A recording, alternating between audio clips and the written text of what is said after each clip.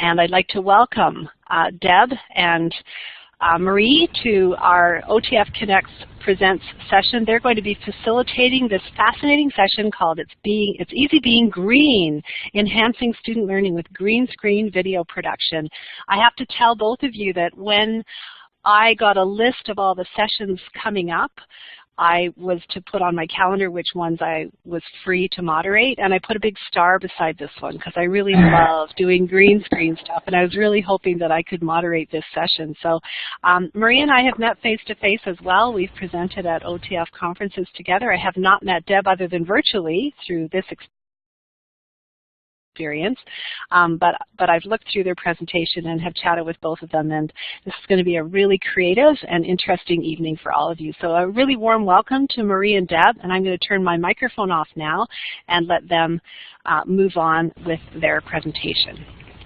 Awesome. Well, thanks so much, Susan. That's wonderful to get such a warm welcome. We appreciate it.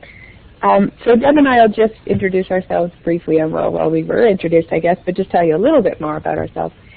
We work together as colleagues in the Simcoe County District School Board, and my role currently, I have experience in the elementary panel, lots of experience, 20 plus years, and currently I'm a literacy and technology resource teacher with the board. And I'll turn it over to you, Deb.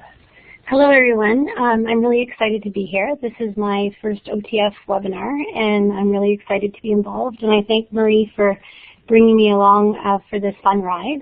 And as she said, I'm also from Simcoe County. We're working together on the innovation team, and my role is in healthy active living, but just like any role in elementary education, it's never just one thing. So I've been able to dabble in lots of different technologies, and one of them being green screen. Awesome. So we would also like to point out there that you see our Twitter handles. And if you'd like to tweet with us or mention us, that would be awesome.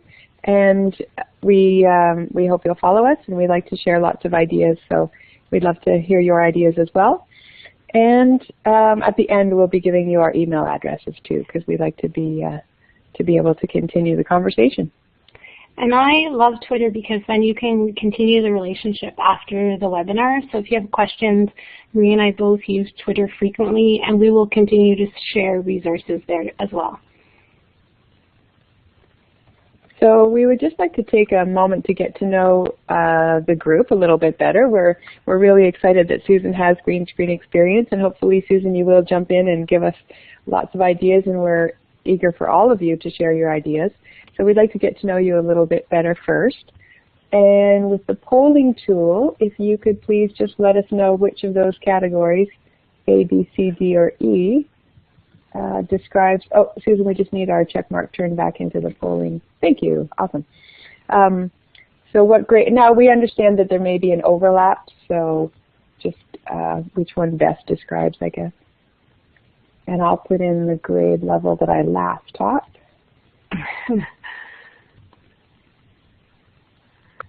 I'm lucky to get to do lots of grades now. I just said other because my role now is currently kindergarten to grade 12. It was hard to choose. Yes. So we have several others. Oh good, yeah, it's nice to get the detail in the chat as well. So lots of Mariette, I see that you selected A, C, and D. You do kindergarten to grade 2, grade 6 to 8, and secondary? I'm curious about that. Oh. Librarians. Awesome. And a coach, Maria. What kind of a coach? Resource? ITT. So is that technology, Mariette? Hopefully I'm saying your name properly. Awesome. Well, that's great. I bet we'll have lots of ideas generated, because Deb and I are looking forward to learning from you as well as with you. And hopefully you'll pick up a few things from us too. So we would also like to know, just in general, what your experience is with technology. So this time we'd like you to just, well, this will be a graffiti board, so we'd like you to just grab in the toolbar just down to the left of our slide. If you want to just grab a pen, or you could grab the text tool and enter some text on the page, and then we can see it all together on our slide. If you're new to using this particular text tool, notice that there's a little arrow in the bottom right-hand corner. If you click on that, there's a little a and there's a big A.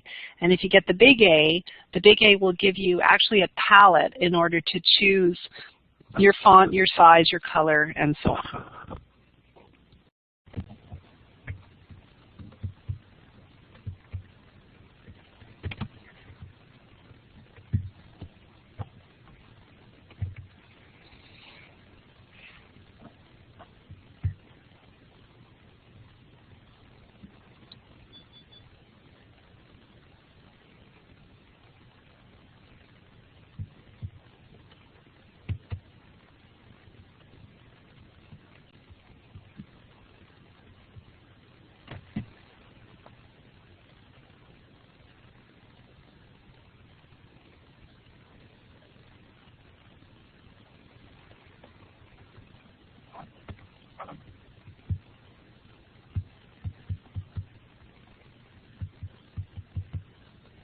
One.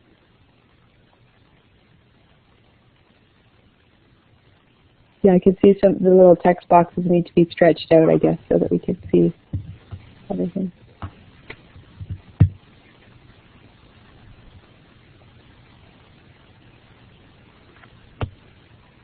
I see someone commented that they totally want a green screen, that they don't have one. Maria and I will talk later on in the presentation about what you can do if you don't have a green screen. Oh, and I'm excited to see that Mariette has dot and dash. So those are little robots for coding. That's awesome.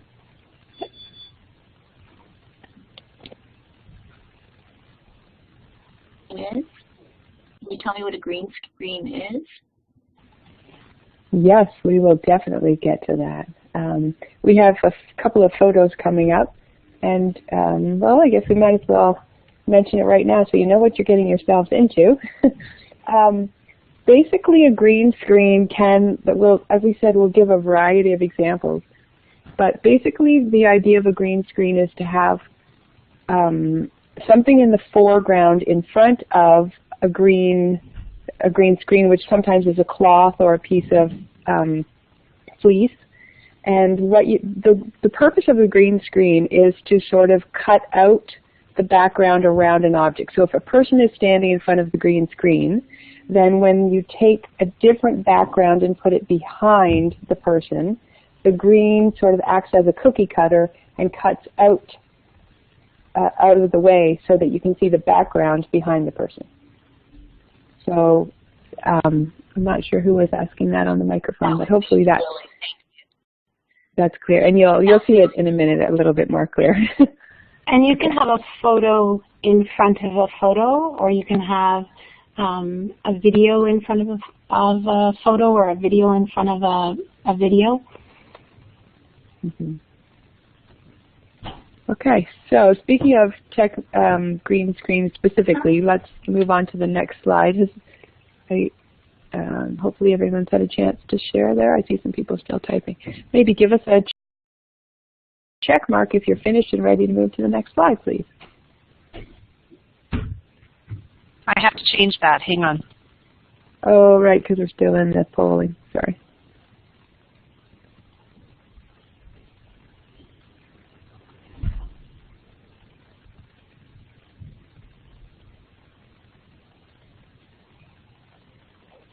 Okay, so just a green check if you're finished sharing. We don't want to cut anyone off.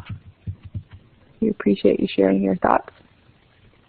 So quite a nice wide variety.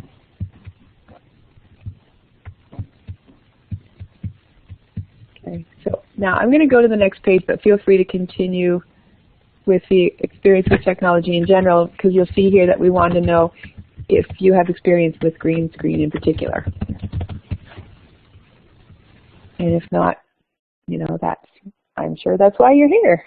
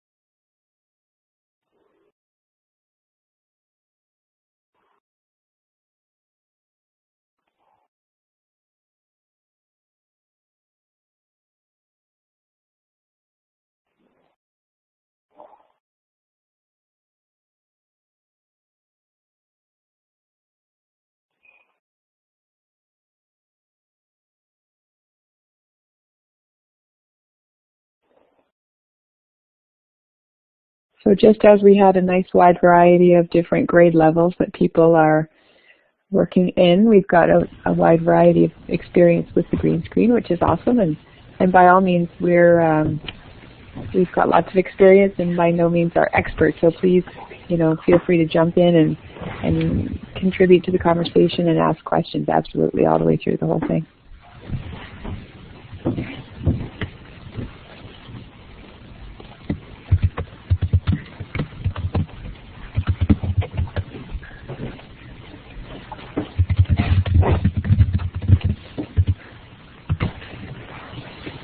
So we're getting to multitask just a little bit. While you are finishing up telling us what experience you have with green screen, if you can go back to the chat and just really briefly tell us about some of the technology tools that are available. I know you kind of mentioned it with your experience, but if you were able to grab something in your school on a regular basis, would it be iPad, laptops, and so, if you're using your own personal devices, do you yourself have an iPhone or an Android phone? If you could just let us know. Wow, 1-to-1.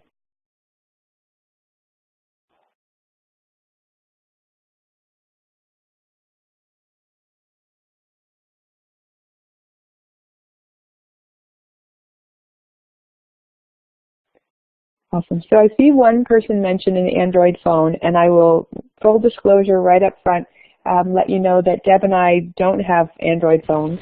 Was trying to do a little bit of research on the weekend, and my son's girlfriend does have an Android phone, and she mentioned that an example of an app is Media Studio. So that might be something that you'll want to jot down and explore a little bit later. But we do, hopefully the person with an Android phone also has other tools.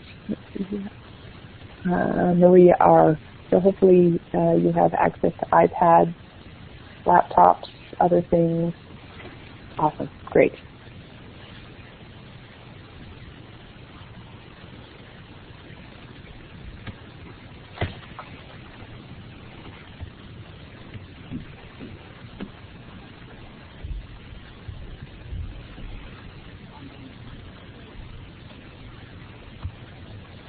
Okay, so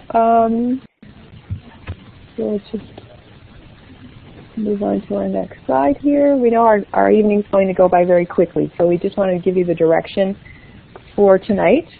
And just to give you sort of the idea of the flow, we came up with these symbols to represent the different sections that we want to talk about, a little bit about the pedagogy behind the green screen. We just want to make sure that, it's taken seriously.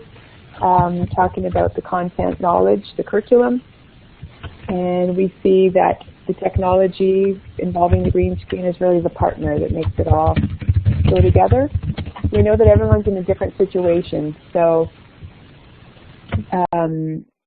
we want to talk about the variations because it'll look very different between people that are in teaching kindergarten versus grade 8, so we want to give you some variations, just some considerations, things for you to think about, and then some tips. So we'll try to keep our eyes on the time and make sure things keep flowing. But again, don't hesitate to interrupt us and ask questions as we go. Awesome.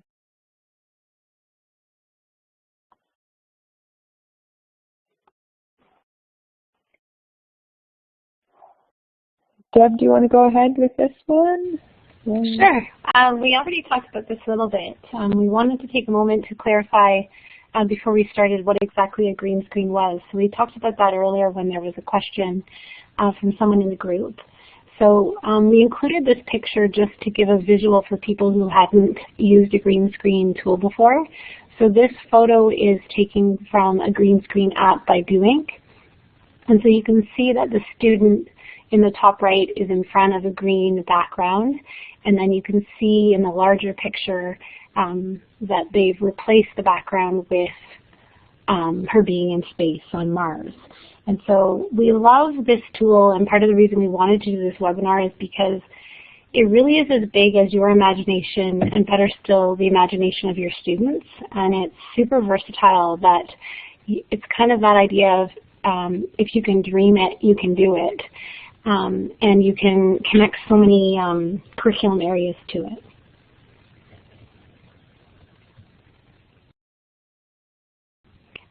This app we're going to talk about quite a bit is called Green Screen by Do Inc.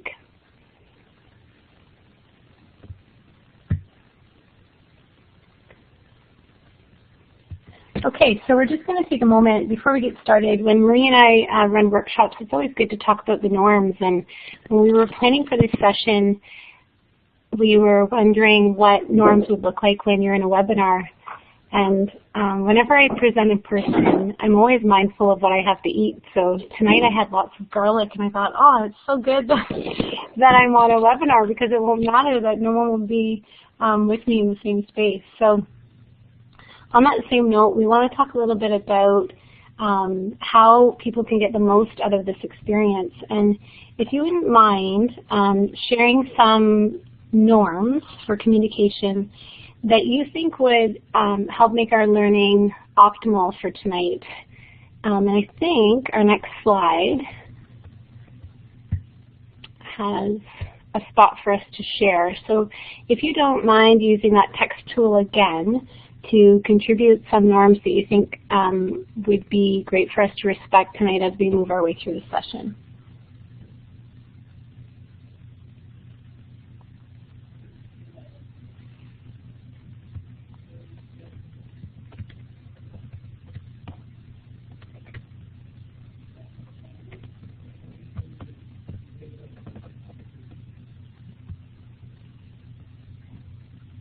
Not everybody at once.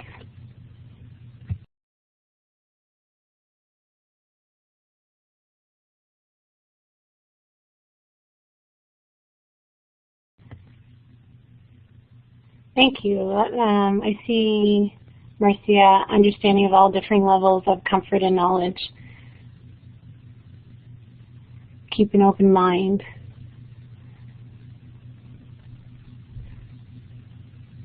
Someone said, can you clarify what you mean by norms? Just sort of our guideposts for communicating a mindset to think about as we enter into the session.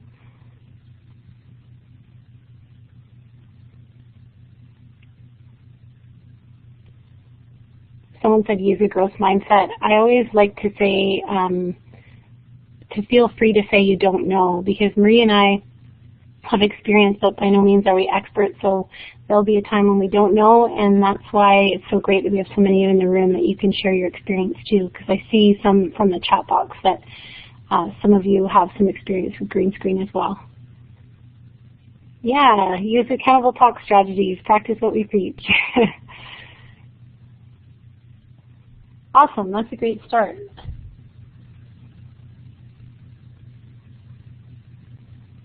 So Marie, I'm going to pass it back over to you now. Okay. Great. Thanks everybody for doing that. And I know it's a little bit different maybe than what you're used to, but we'll get comfortable and get going here. So what we'd like to do is sort of give you a call to action, because we know that sometimes you attend a session and you're really into it and you learn lots of things, and then you walk away from it if it's a workshop at your board office or something at your school, and then you walk away and you go right back into your life and things get busy. So sometimes you don't necessarily go back to what it was that you learned. So what we're going to be doing is asking you to think about what we're going to get out of it and be ready to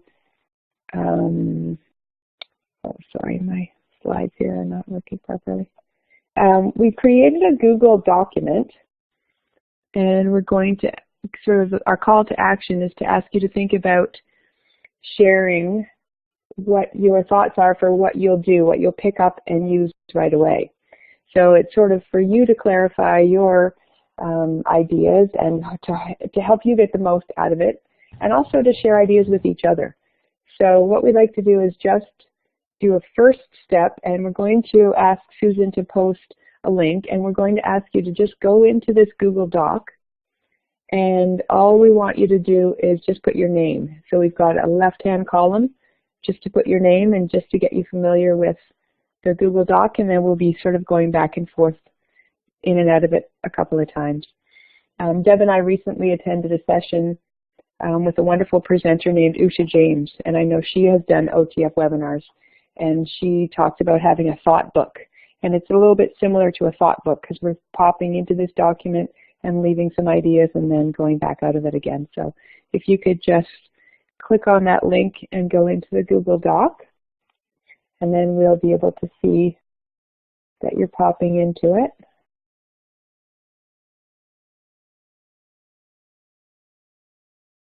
I also like this tool because sometimes I attend a session and there are too many things. There are so many things that I feel overwhelmed that I'm not sure what to pick. So my idea behind it as well is that it will help you filter your ideas. So it'll give you that one place to start right away when you leave our session, hopefully. Awesome. Oh, we've got people filling it all in like crazy. So if you just actually, if you want to do that, but then we can refine it. We're actually going to give you time to go in and do your tech tool later and your teaching strategy later and your curriculum connection later. So for now, all we need you to do is just do your name and grade in the first left column. And if you put something else in, by all means, leave it. But you may revise or change it, modify it a little bit later. So just the first column is great, and it looks like we've got pretty much everybody in the first column. And then, once you've done just the first column, we'd like you to come back to the slides and have a look at this diagram. So you'll see from the top of the document that you were just in, you would have seen a purple circle, a yellow circle, and a blue circle. And that's where we had the inspiration from. I'm just going to pause a moment to make sure everybody's ready. How about a thumbs up when you're ready to continue?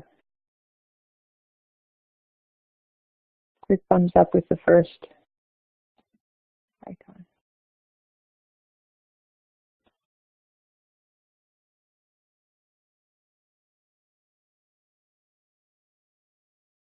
Oh, Marcia, so I see, because you're on the iPad, it's asking you to download the Google Docs app. Yeah, sorry about that. And there's no rush at all. There's lots of time. It was just having your name in, and we can catch you up later. So let's have a look at this page. So this is the TPACK model. And basically the TPACK is something that sort of underpins everything that I've been doing for the last couple of years. Because what we want to do is make sure that the learning goes deep. And we want the sweet spot, the ideal place for our learning is in the overlap of those three areas. So we're obviously here to learn about some technology, and it's going to be the best when it reflects a balance of all three. So the content knowledge being the what, so the curriculum expectations that are being explored, that's the blue circle. And the purple circle is the technology that you choose to use to do your green screen, video or photo. And then the yellow circle is the pedagogical knowledge, the how. So what tools are in your toolbox that you're using. In some boards, they call them the high yield strategies. In our board in Simcoe County, we call them the essential practices. And so we think about what those are that are being used to optimize the learning. Sometimes they're kind of the buzzwords in teaching. So if we're making green screen videos just because they're entertaining, but we don't really think about the content or the pedagogy, that's kind of like building a house without a solid framework. And we want to have this framework and have all three areas work together, because it ultimately increases the student motivation and engagement, and it makes the content more accessible to the students.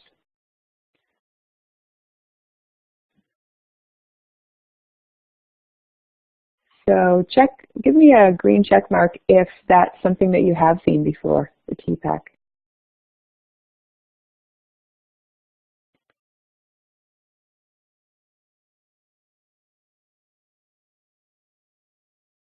So quite a few people have seen it before. Awesome, thank you.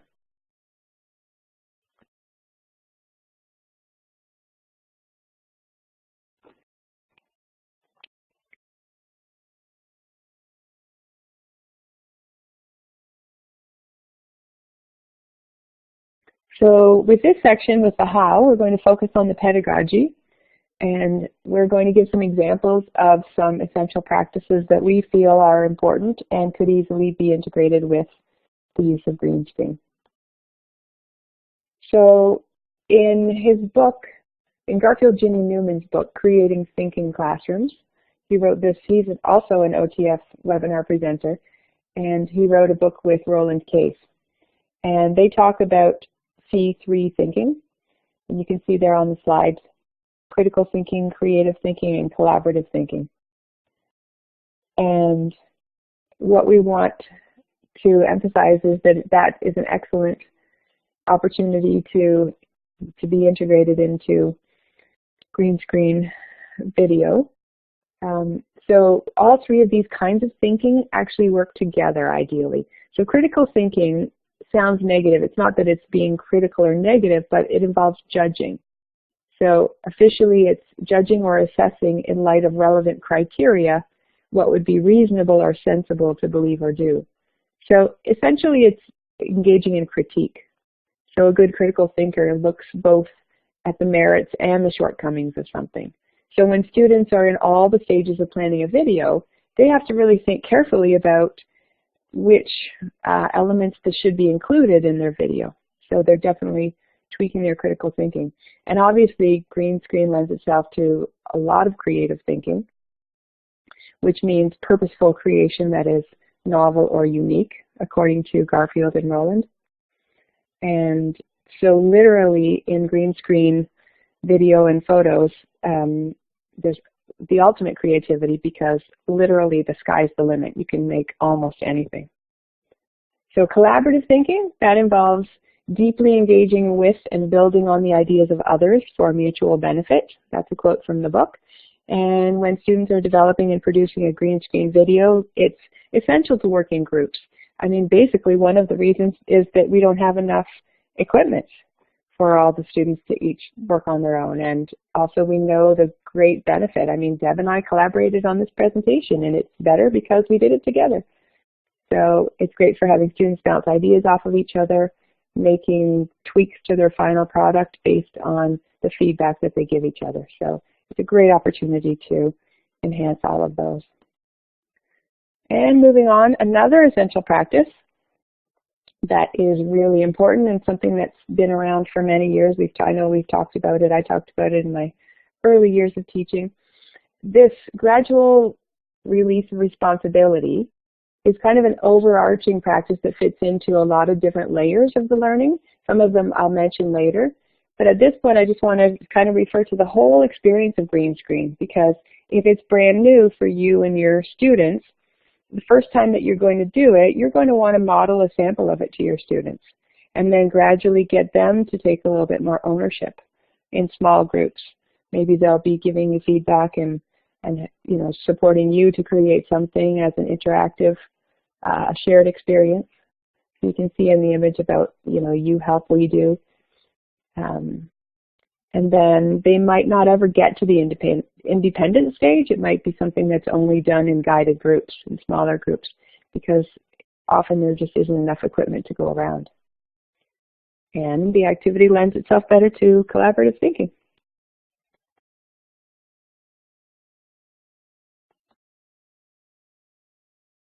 So I'm going to turn it over to Deb now. Any questions about what we've talked about so far? Okay. I'm getting caught up in the chat box there. I'm back with you. So we wanted to provide some concrete examples, and Marie and I had the pleasure of working with several different grades and with many teachers, and we had one teacher who was willing to share, and the video we're going to share with you is from an elementary school here in Simcoe County. And the reason we chose for the example right after the gradual release is because it fits in nicely with that. When this teacher first decided to use the green screen, she wanted to use it for video announcements at their school. So in this example, they decided that they would do video announcements every day, and that they wanted to include O Canada in their video announcements. So this clip that we're going to show you has the O Canada at the beginning. And if you want to bypass the O Canada, because it's more than 2 minutes long, you can slide your bar ahead to the 2:09 mark. And I just wanted to give you a short warning that the sound at the beginning of this clip is quite loud. And part of that is because it's completely student created at this point. So when this teacher started the process of doing video announcements, she found it really labor intensive. She was doing a lot of the tech support and a lot of the filming and working with students, and she used that gradual release model to slowly pass those responsibilities over to the students. So she got to a certain point where she had key players who took on different roles, and then she felt, I need all of my students to have all of these skills so that they can pop in and out, and so that I can release more responsibility to the group. So that's where Marie and I came in, and we worked with her, and we did a student workshop where students as well as teachers learned about all the different roles and learned all the different skills. And it was important to note that there were a couple teachers that showed up that had no idea how to use the green screen, and there was a gradual release to other teachers as well. So now it's much more of a collaborative project. Instead of being led by that one teacher, she's released the responsibilities to them. So Susan's going to put that link, I see it's there now, and remember that it's going to be loud at the beginning, and to skip past the O Canada part to the 2:09 mark to see the students doing a short clip of the announcements, you can zoom it to 2:09.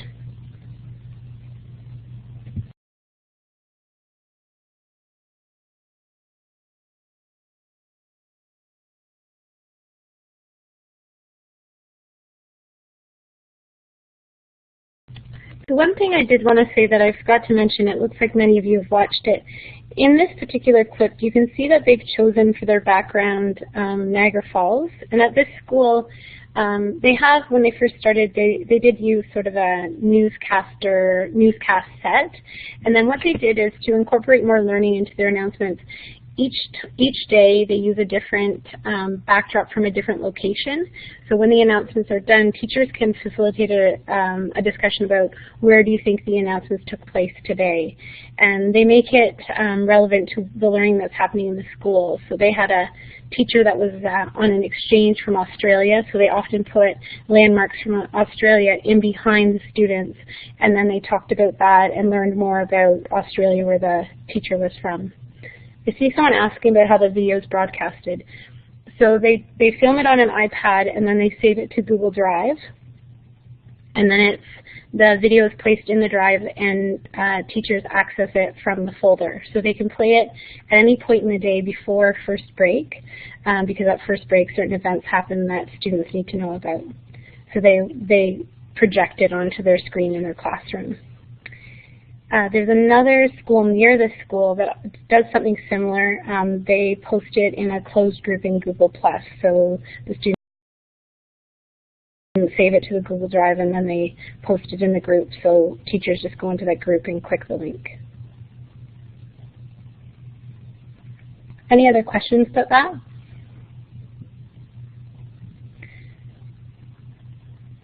The other thing to note is that they use this video announcement tool not just to share information, but they have had a section, this particular clip didn't show it, that they were working on inquiry at their school. So once a week they would put up a provocative picture, and then students would create questions about that picture. So they used it as a tool for learning as well. So not just sharing the information and sharing the announcements, but to spread some good ideas and some good pedagogy to all the classes at the same time. Let's move on, Marie. So I'm going to pass it over to Marie to look at learning goals and success criteria. Okay, just before I address that, I know Christina P is having a little bit of trouble. So Christina, if you just maybe a little bit later, because I guess maybe we didn't give people quite enough time to watch the clip, but if you scroll back up in the chat, there's a clip, or sorry, a link that Susan put in the chat for the video announcement sample. And if you click on it, you would be able to watch the video. But even though Deb warned us, I still had my ears blasted, so be careful. basically, it's just an example of the kids doing the news. So thanks, Susan. So you might want to just wait a little bit and head back and check it out a little bit later. Sorry about that. That's okay. So learning goals and success criteria. Hopefully that sounds familiar to you and you've been doing that for a while. That comes from Growing Success. And to me, I speak in analogies. Those who know me well know that. And to me, creating a green screen video can be a little bit like a kindergarten student doing a painting. And they don't necessarily have a plan sometimes, and they start painting and keep on going. And I think that sort of is to be expected. I've done workshops with teachers and shown them how to do green screen, and it's all very it's kind of a wow thing, and they get caught up in the excitement of it and can get silly, and it's sort of gimmicky. So what we want to do is get beyond the gimmicky and go deeper into the learning, and learning goals and success criteria will help us to do that. It'll help us to have guidelines, and then the green screen will be much more rich and grounded in the learning. So we kind of need to set them up as signposts or a map for the students to follow, so they're not wandering off aimlessly. And if we, maybe as you're going through the gradual release model, if you are demonstrating kind of a really strong purpose, and going back to the TPACK, if you're connecting it to the curriculum content and not maybe necessarily to focus with the students, your focus could be here with the pedagogy of learning goals and success criteria, but really showing, carefully showing an exemplar, then you could hopefully co-create success criteria with your students, and that they can see that it's not just about the wow, but it's really about the how. And once you're revisiting the success criteria as the students gain more independence with it, then they'll even think of more criteria that they would add to the list, and then it'll just ramp it up. The quality of their videos will get much better.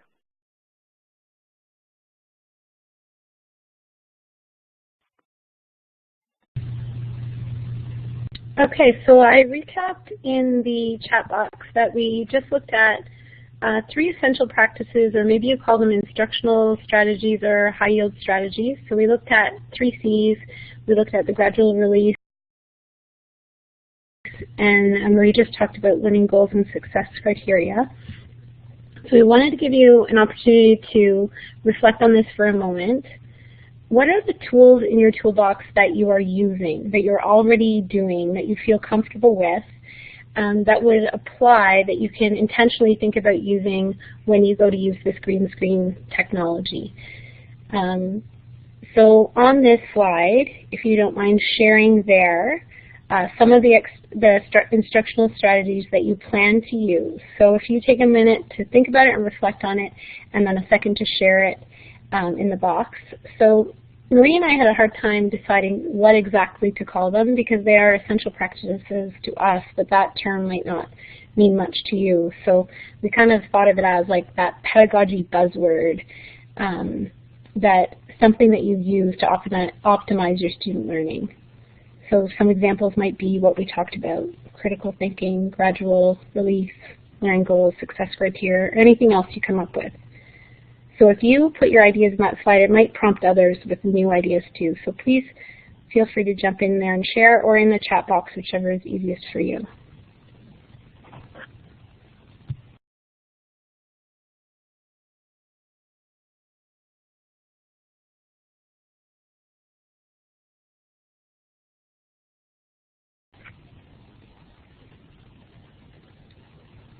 So Marie, I don't see much happening there. I see 3-part lesson.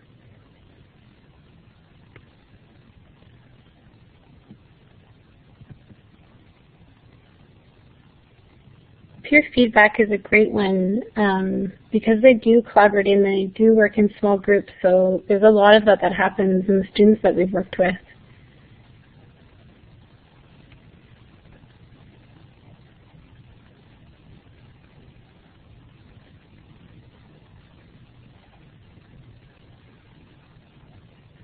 This is such a great tool for student voice. I see someone putting that in there.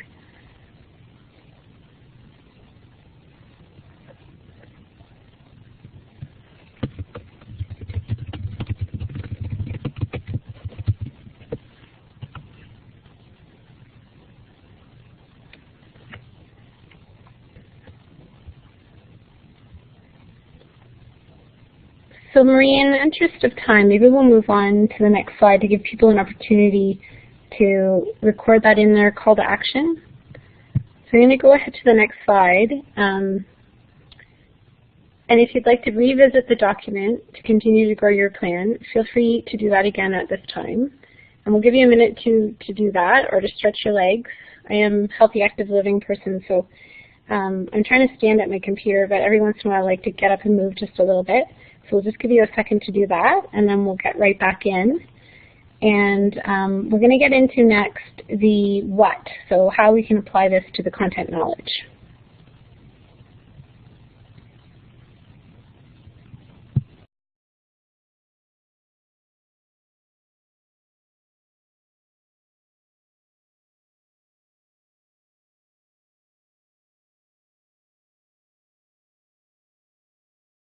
So yeah, just to clarify, we're in the call to action document, and I suppose I should have put them in a different order. We're in the yellow column, the middle column, saying what teaching strategy we want to use. So you could also think about what your students need, what's something that maybe your board is working on or something that you've heard of that would definitely help your students to progress.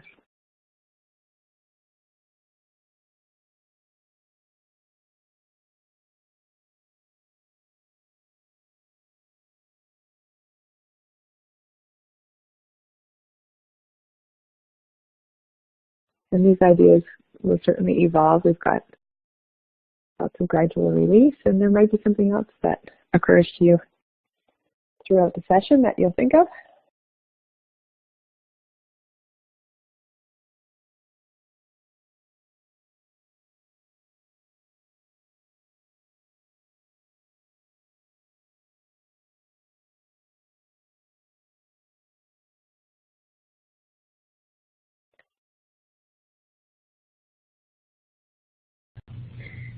I love Google Docs because we can see what they're thinking. Have you been popping in there, Marie, to see what people are typing? Yes, I'm just watching, and it's so exciting to see things evolve, and you can get ideas from each other. And you might just, like Deb said earlier, we want you to sort of focus your sights on picking one thing and one activity to start with, but you might even sort of have, especially if you have several different classes and you're working on doing planning time or something, you're welcome to fill in 2 rows if you want to do another row of things that, something kind of in a different direction.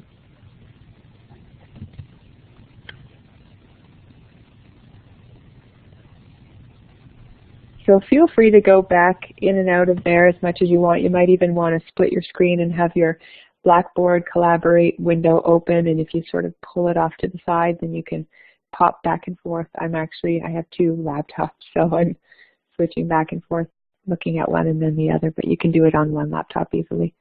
And hopefully the iPad, the people on the mobile app, hopefully it's working for you as well. So we'll move on to the what, the content knowledge. As Deb said, we can think of many, many curriculum areas that can be integrated with green screen.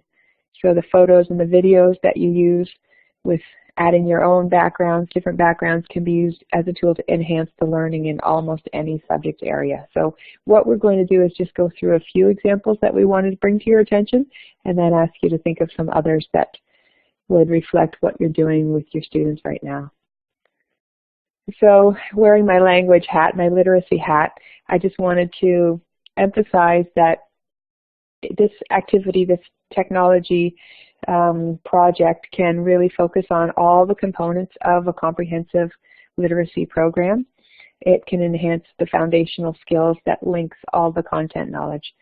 So thinking about, I intentionally put these dusty blue circles in that order, because think about when your child or your children or your students, when even before school, the very first part of language was listening, and they listened first before they could speak, and it was very much a sequence of then after speaking, then they would learn to read and then learn to write.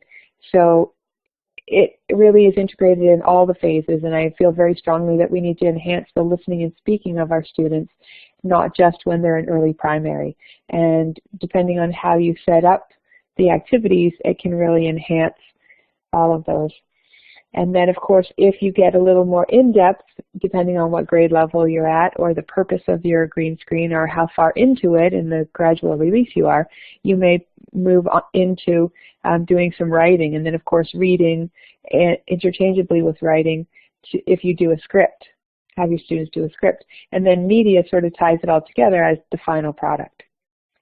So I also just wanted to mention that if your project is more detailed and becomes more like a film production, that there's a great resource available from the Ontario Ministry of Education to support you, and it goes through the 6 stages of film production, and I'll be sharing that resource at the end. We're going to have a link of resources.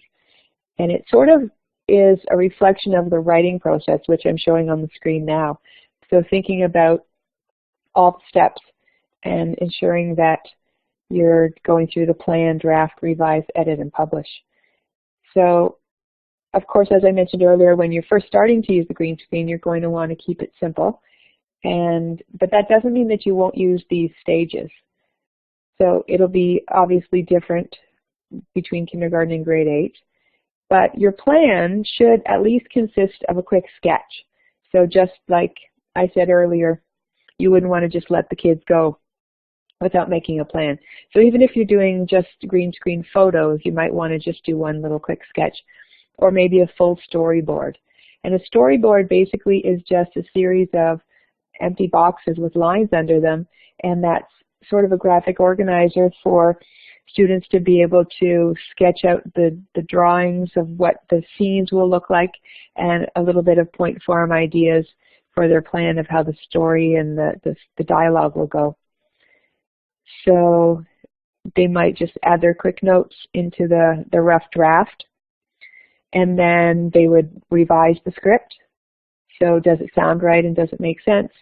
And then moving on to the editing stage, if they're actually doing a written script, then the main focus would be on punctuation, because if the actors are going to be reading, they have to know when to pause and when to stop for a period. There are other, just sort of as an aside, there are other apps that you can use that imitate a teleprompter, like they would use just on the newscast. So you can get an app for the iPad or an online tool, and then basically you would copy and paste your script, and it would scroll down the screen so the actors can read it while they're being videotaped. And so obviously the final video itself would be when you're at the publishing stage.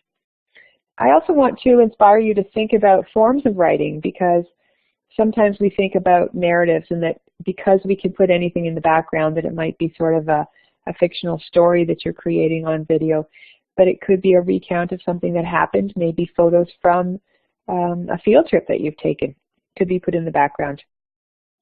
It could be, so think about in explanatory writing. Hopefully these ideas will inspire you to think a little bit further into what you're doing in your class with the different subject areas and give you some other ideas. So maybe you're explaining a process, maybe the water cycle, and you could have different images and then a student in the foreground explaining it. Maybe giving step-by-step instructions for procedural writing would be another idea. Or even a persuasive piece of writing. So imagine report writing. So even with our youngest students, writing about an animal, or writing something that they've done an inquiry on, or a Genius Hour project. So it becomes much more motivating for those students if they can bring their words to life with just the right image. And other creative writing, think about poetry. Imagine a poetry anthology with your students reading poems that they've written, and they could be standing in front of some artwork that they've drawn or painted that would go with the poetry. So lots of ideas and options and possibilities. Okay, when we think about incorporating curriculum, I'm sure that many thoughts come to mind for you with the content that you have in different subject areas. But for me, in the work that I've done with students with the green screen, it's so evident that learning skills are so much a part of this process. And I feel that the development of these learning skills and work habits is really apparent in green screen, and you get lots of opportunities for students to demonstrate it. So they have many times where you can see these learning skills. Just to remind us what those learning skills are, the next slide has them listed there. And when I think about, for example, organization, do students create and follow a plan to complete their work and their tasks? That's a great one for green screens because it requires that, like Marie said, using that storyboard to get their ideas organized and then to work through that plan so that they can come up with a product at the end. Or we can look at collaboration. That word's come up so many times tonight already when we're thinking about working together as a group. Do they accept various roles in that group? Are they doing their share of the work within the group? So I feel like learning skills may not be the first one that comes to mind. Like often people think about a certain subject area because they can picture the student being there. I just wanted you to consider the role that learning skills can play when you're using that green screen technology. So the next slide shows a really good example of learning skills. This is from another school from our board, and they did a claymation using the green screen, and it's very, very simple. So it's just one background. It's just a background of the sky, and then they created several different objects out of clay, and then moved them through time to create this claymation. So we wanted to have a few clips, and Susan is going to put a link so that you can view that. And there's connections obviously there to the learning skills because there's so much perseverance required for this activity, so they really had to work together and work a lot of things through. And also, obviously, you can see that there's some art because they needed to create an object. So if you want to take a minute to have a quick look at that, it's very simple, but the students enjoyed it and learned a lot from this process, so we wanted to give you a quick example.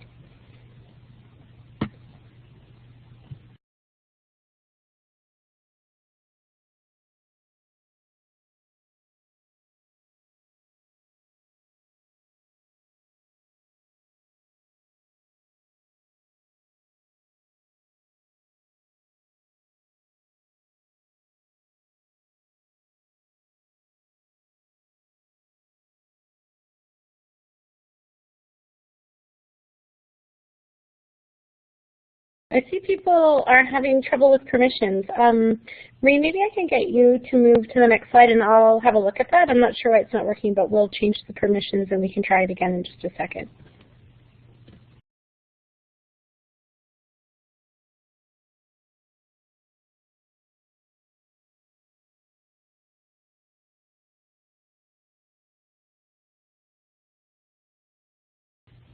Marie, are you there?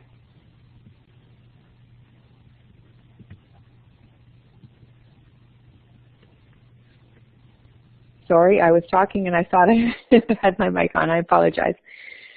Okay, now I need to rewind. So what we're going to do is, it may seem repetitive, but what we'd like you to do is just sort of brainstorm all the different curriculum integration ideas that you can think of on this slide, the curriculum integration idea slide, and then of course, we will be moving back to our Google Doc.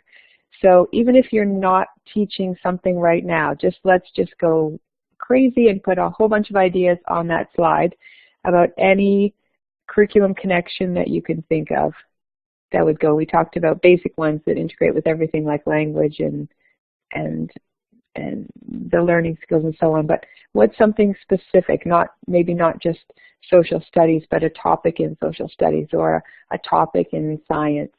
Give us lots of detail and lots of ideas.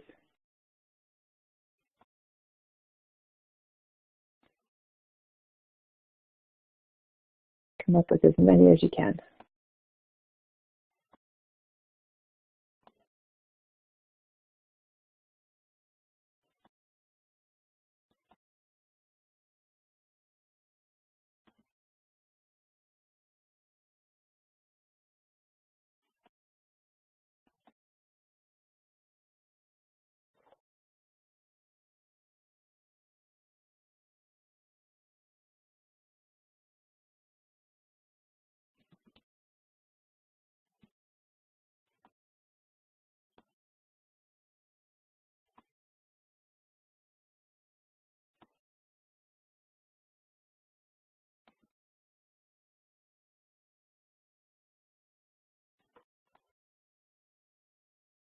Yeah, book trailers are awesome. Book trailers and novel summaries. Oh, some great ideas. So, yeah, try to have a look at both the brainstorm on the slide and in the chat. The history commercial is awesome. There are some wonderful videos. It's called The History Teacher, I think, and they do some lip syncs to some popular songs, and then put it in with green screen, and they've got words across the bottom, and they're just amazing. So maybe I'll put the link in. I'll write myself a note to put a link in the resources, because it could be, they're high school examples, but they could be really effective exemplars for the students to have a look at.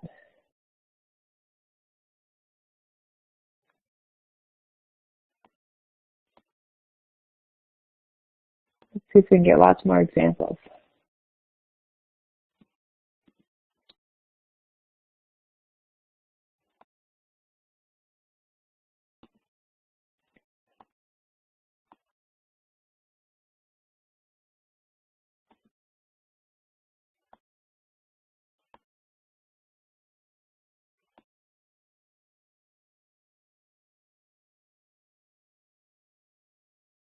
Oh, math problems. That's a great idea.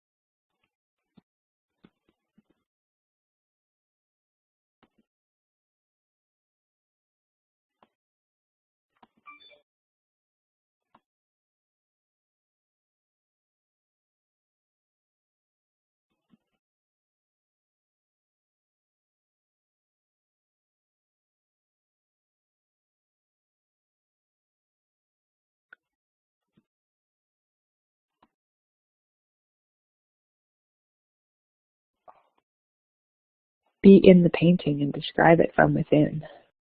Love that.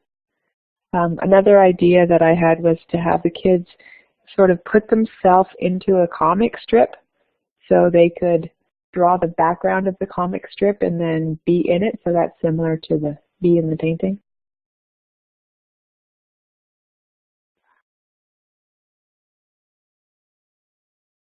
See, wait time is important. The ideas are flowing now.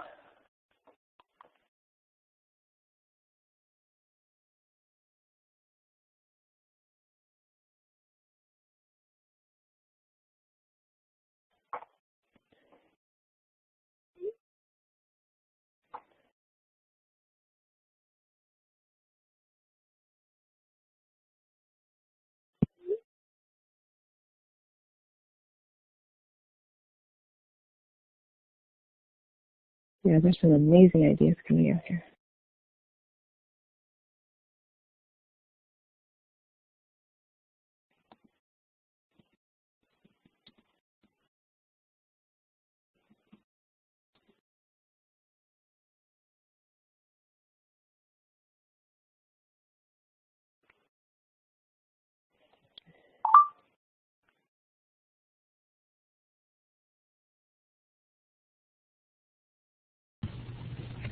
Marie and I have even talked about the idea of having some collaboration between schools.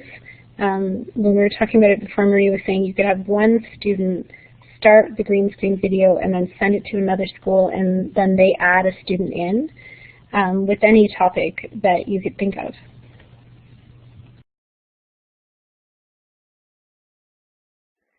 And then you could also do a photo that way. You could have layer upon layer, because once you put an image in the middle ground, and we'll get to that in a little while when we explore the app a bit, But you could add multiple layers on top of each other and have all the kids standing on a mountain or something, and putting kids together who are not actually in the same room. So great collaborative idea. Yeah, so we've got lots of wonderful ideas here. So let's now maybe scroll through the chat, look at the collaboration, the brainstorm in the graffiti slide on the slide, and then let's go back into our call to action Google Doc. And you might want to revise what you had before or add to it. We don't want to take on too many things at once, but let's just take a moment to go back to our doc and then add the fourth column, the blue column, the content knowledge, curriculum connection. And then maybe just give a red check mark when you're ready to continue.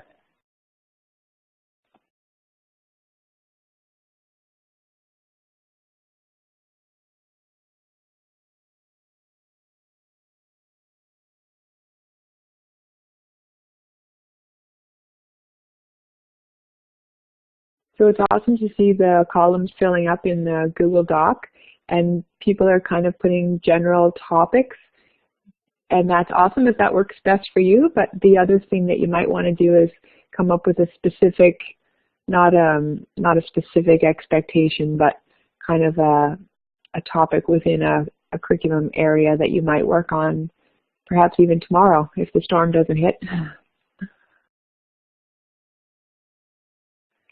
If it's more specific, then you might, might be more inclined to continue your learning.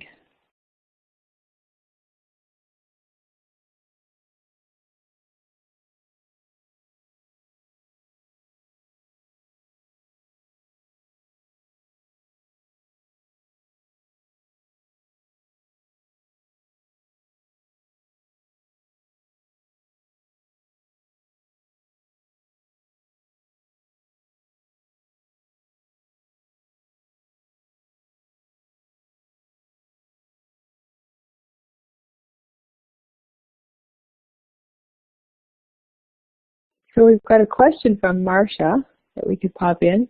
And just a reminder that when you're finished typing in the fourth column of the Google Doc, if you could just put a check mark so we know that you're ready to move on.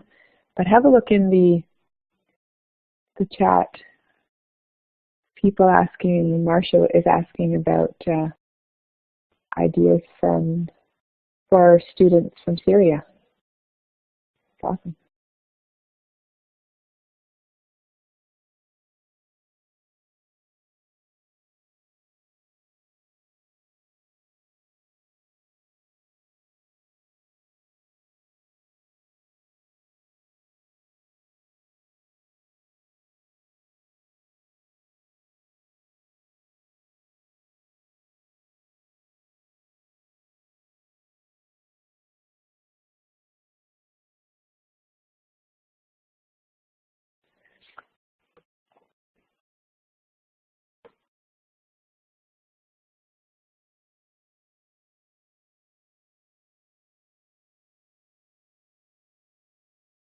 We have 8 people who are ready to move on. Just give us a check mark when you're finished. Or pop in if you have some ideas for ELL students. I suppose if they're just adjusting, they wouldn't be ready to actually do their own green screen video, but it might be interesting to have kids share perspectives from their own culture and then invite the kids from Syria to be able to see other examples and then hopefully work towards contributing to their own green screen. I wonder if you could use it for vocabulary, that they said the word in their own language and the image behind showed what that word is, and then another student could say it in English, and it could be a video that they could watch to learn different vocabulary. That's a great idea.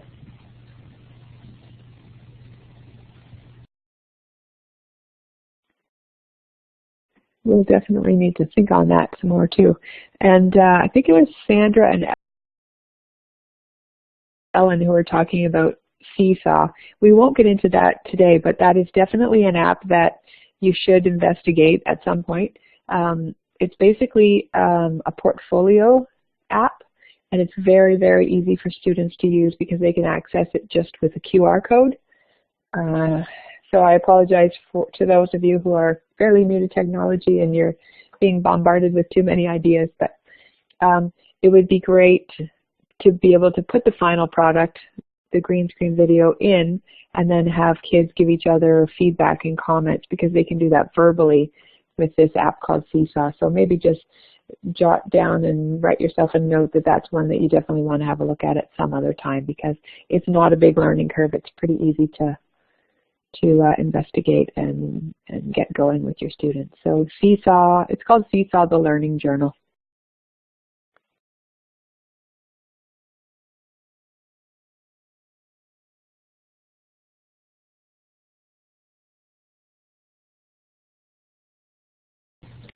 Okay, so we're going to move on to the next part where we talk about our partner, and technology is our partner.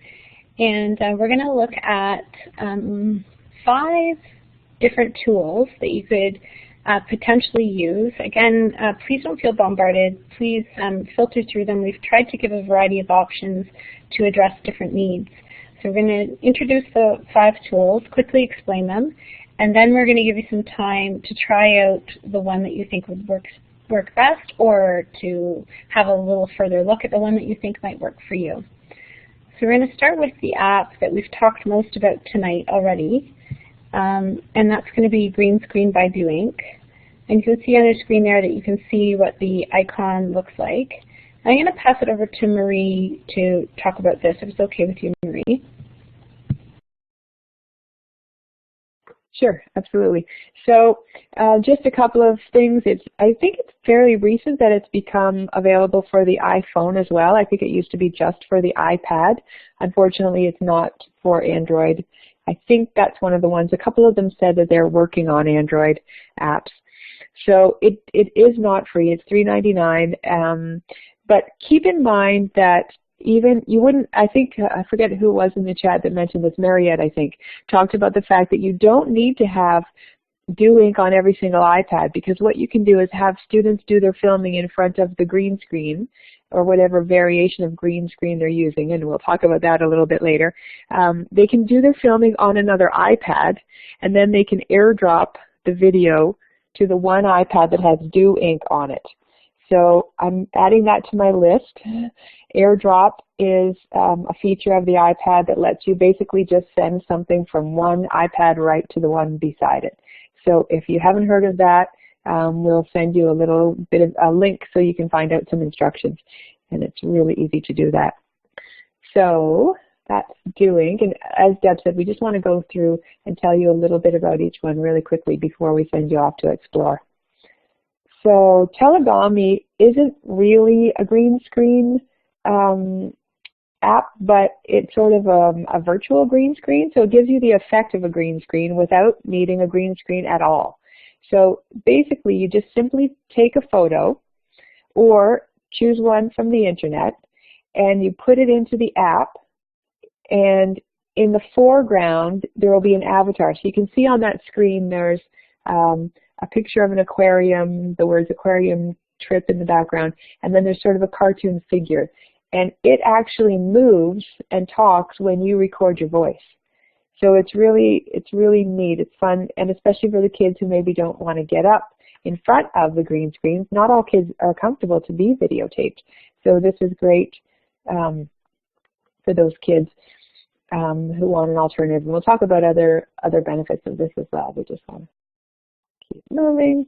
So Explain Everything. Explain Everything is a whiteboard app. So basically you can put a picture in the background, and then you can put other things in the foreground. So I want you to use your imagination here with me. So kind of like Pedagogy, you can add an image to the background. So let's say you were doing social studies and you were talking about pioneer times. So imagine finding an image on the internet of one thing I was playing around with earlier was kind of a pioneer home with the hearth and having that in the background. And then what you can do is add an image of a person. So, and you cut out the person, kind of imagine those paper dolls that people used to play with, and basically you're finding an image of a person or taking a picture of a student in your class and placing it over the background. And then you could do the same with maybe a famous person. So imagine a TV star or a sports hero that your student is interested in, and then your student goes back in time, so they're time traveling to pioneer days, and you would have them kind of move the two little people around a little bit like puppets, and then have a conversation, excuse me, between themselves and the famous person, and then reflect on what they were learning, what they had learned about pioneer time. So they're kind of sharing their learning in a creative way. So if the conversation is not scripted, then that's another great way to practice and document oral language. So I'm going to turn it back to, actually I'm going to talk about the next one because I did play with that one. Sorry, Deb. Blue Screen It, I did play with that one. The advantage of Blue Screen It is that it's free. Now, you get what you pay for, so, I guess one of the reasons why it's free is because they have advertisements in it. The nice thing is it can go on iPods, so there are advertisements, as I said. So I haven't tried out the paid version to see if it's a whole lot better. You can use blue, sort of a blue background, or green to sort of chop out the background. And when I tried it, the photo options seem to work fairly well. So if the cost is an issue, then that might be something to work toward. But I did have some difficulty getting a clear video to work, so that one might be an issue. And I'm going to turn it over to Deb to explain the next one.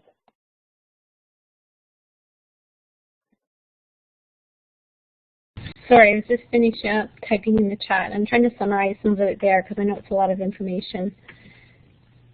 So I haven't used this one extensively, but I did have a look at it, and I have a 9-year-old son who is kind of my guinea pig, and you've probably experienced that where you bring things home to your family and try it out with them. So I tried TouchCast Studio because I saw a teacher that used it with his students, and they were so engaged and animated about it. And it has several features that are quite cool that aren't quite applicable to today's topic. So it's interesting just to have a look at all the things it can offer. But I took some time and looked specifically at the green screen portion of this app. And when I was exploring, I did create an account, and I would suggest doing that if you're going to use it. It is free, and you can make your account quick and easy. It's quite easy to do. And like the last app, it will work with a green or blue background. It has some cool features within the green screen portion of it. It has some backdrops already downloaded in it for virtual studios, so you can have sort of a news desk look behind your students. And it also has a mode called Silhouette Mode, which allows your background to be a web page, and then the silhouette of whoever's speaking, your student or yourself, it's like a cutout of the head and shoulders of the person in front of your web page, talking about the web page as you navigate through the page, which my son loved that. He went on to, a sports site and started talking about the news of sports. And letting him use it, he found it to be fairly intuitive. He picked it up quite quickly. So at first glance, or after using it a couple of times, it appears to be a decent app for a free app. And again, I just want to say I haven't used it with a class, but there was a grade 5 teacher who used it with his students, and he liked the picture-in-picture feature of it. So now that we have quickly gone through those 5 options, Susan's going to post a whole bunch of links in that chat box, and those links are going to give you links to written support and video support to have a look at to learn more about each of these options. And we're going to set the timer. Once those links are put in there, we're going to set the timer to about 7 minutes, so that you have 7 minutes to go and explore something on your own, and then come back and share your learning, your first impressions of that app, so that we can kind of create a collaborative document on that. So I see the links are posted there and the timer started. Thank you. And go and have some fun. Sorry, if we're on a laptop, can we access these links? Hi, Lily. I hope that is a possibility. Maybe Susan will be able to answer that better, but hopefully you can just click on it and go to the website. Yeah, they're not apps. They're links to tutorials, YouTube videos, and so on. So yes, I'm sure they're accessible from any device. Okay, I'm just not familiar with the Blackboard app, so I assume that she'd be able to click on them. That's great. Sorry, one more question. The students can't get these from the laptop though, right? Only the one that you just mentioned, the final one that you mentioned, they can access through the laptop? Okay, sorry, maybe I shouldn't answer this, but I thought you were asking about the links that I just posted. Are you asking about the apps that Deb and Marie were? I think so. Yes, I think so. So yes, the last one is available from a computer. The prior three are apps. Thank you.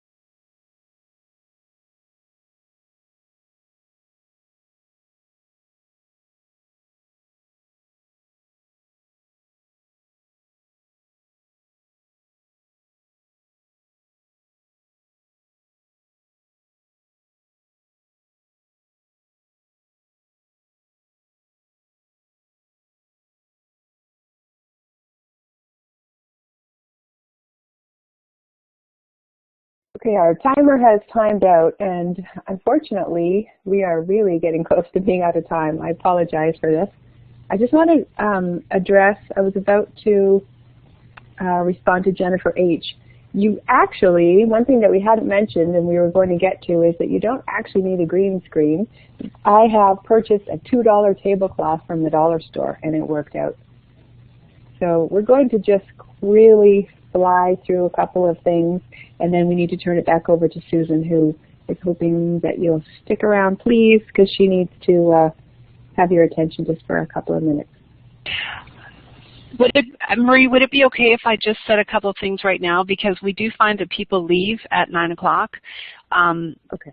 So I won't flip ahead to the slides, but I just want to thank all the participants for being here tonight, and to let you know that when you close out of your Blackboard window, your browser will automatically open an evaluation for the session, and it's really important that you take a couple of minutes to do that. We would really appreciate it. OTF reads every single one, and they use the feedback to drive future programming and future funding. So it really is critical. There is also on the OTF website an area where all of the previous sessions are resources and recordings are all there. So you will also be receiving a follow-up email with a specific link to this session, the recording and the resources, and it's been a lovely resource-rich session. But there's also all of the previous sessions there as well. So if you do have to go, we understand, but Deb and Marie are willing to hang around and to finish up with a bit of their content, which is pretty rich still to come. So thank you, Deb and Marie, and thank you to participants, and I will turn my mic off and turn it back to them. Thanks so much, Susan, and we apologize to everyone. We got so caught up in it that I was right on, keeping an eye on the clock at the beginning, and then I sort of lost. Yes, okay, awesome. So we just wanted to mention that there are some variations to this. So you might want to be doing photos instead of videos. And one way to collect those photos is to do, put them into a little book. On Book Creator, for example, you could have parent volunteers to help you. It would be a little bit tricky with kindergarten, so you might want to have parent volunteers or reading buddies, tech buddies. Some schools have student tech support teams, and those would be great kids to get involved. And also you could set it up as activity centers. So think of guided reading. If you're doing guided reading and then you're taking one group aside to do their green screen work, because it's something that's pretty tricky to do with a whole class all at once. So we've got some examples there of a photograph, and you can think about connections in literacy and science. A quick example from a kindergarten class. It was an adorable series of students' reactions to different animals that were in the backdrop. But we're going to cruise through this pretty quickly. So we just want you to think about making sure that you're paying attention to digital citizenship, and we'll have links to some activities that you can do. Thinking to make sure you have permission from your parents for a media release if you're going to videotape your students, and to communicate openly with the parents as to what your purpose is for doing green screen videoing. So some tips to help you overcome some obstacles if you don't have a green screen. There's an image right there on the slide of a pizza box lined with felt. And so just think of it as a smaller scale, and you can see the little puppets with green straws, and then the green straw disappears. And I mentioned the tablecloth and doing it as an activity center. So these are challenges. If you feel like some of these things are a little bit too easy, I know some of the people have had experience with green screen already, and if you're ready for a challenge, then those next App Smash slides are things that you might want to consider. Erasma is an app.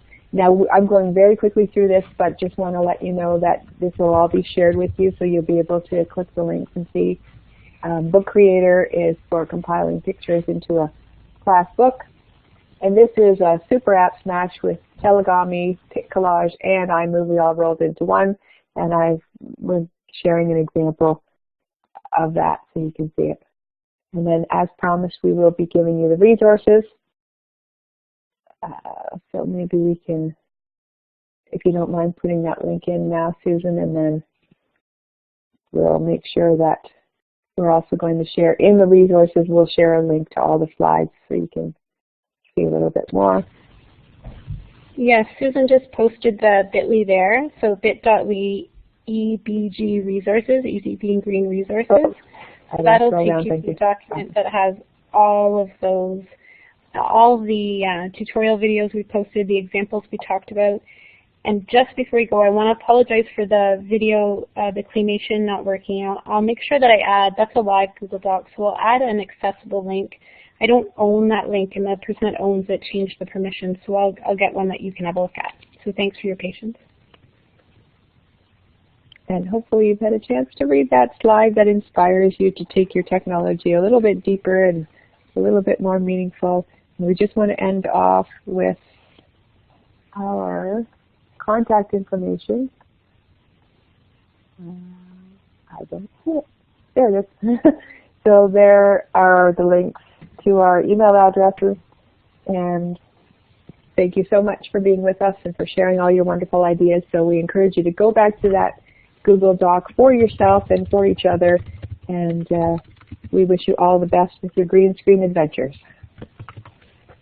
Thank you very much, Deb and Marie. That you gave, it was lots of really deep thinking about the reasons for using green screening, and I really appreciated that, because I would say that that's one of the downfalls of a great tool like this, is that there is it's sort of common practice that some people fluff over it and they find some fun ways to use it, and the kids are having a great time, but they don't really use it for those really rich reasons. And I think you set us up thinking about that right off the top, and that's really critical. So thank you very much, and for all your creative ideas. And for all of you who are here tonight, you know, go get those iPads and start playing and get your kids really creating some wonderful content and feeling that engagement. So thank you all very much. I'm going to stop the recording now.